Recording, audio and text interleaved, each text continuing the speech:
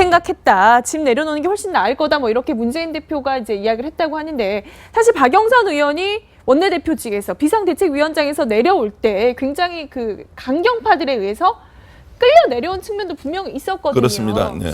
근데 지금 또 이제 문재인 대표 같은 경우는 실제로 이번에 뭐 선거에서도 패배를 했는데 책임을 지지 않는다라는 지적도 있는데 박영선 의원 지금 문재인 대표의 모습을 바라보면서 참 착잡하겠다 이런 생각이 듭니다. 뭐 그렇죠. 지금 이제 그런 상황에서 이제 박영선 이제 전 원내대표죠. 지금 저 책을 통해서 본인이 하고 싶은 메시지를 충분히 전 던졌다고 생각을 하고요.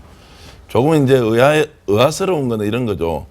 새누리당 안에서 대통령과 맞서는 유승민은 갑자기 6배 이상의 지지율이 나오면서 대선 후보군으로 올랐습니다. 근데 야당에는 문재인 대표와 맞서는 사람이 저렇게 많은데 왜 단 한 사람도 자신이 대권 주자나 또는 정치인으로서 지지율이 높아지는 사람이 없을까? 이런 걸 보면 결국 정치인이 상대에 대해서 비판을 할 때 어떤 메시지로 비판을 하느냐가 굉장히 중요하다. 호남 의원들이 저렇게 많이 나서서 문재인 대표를 비판하지만 오히려 언제 신당을 차릴지 말지에 대한 정도의 관심만 있지 그런 사람이 앞으로 한국 정치를 이끌어가겠다 이런 생각이 이제 없는 것과 마찬가지인데 어쨌든 박영선 의원이 저렇게 해서 책 마케팅에는 저는 성공을 했다고 생각합니다. 그런데 중요한 것은 저런 현상들을 설명해 놓고 그 다음 스텝에서 박영선 의원은 어떤 메시지를 가지고 자기 정치를 할 것이냐. 문재인 대표를 비판하기 전에 박영선 원내대표 시절에는 과연 그러면 민주당이 새정치민주연합이 제대로 운영이 되었느냐.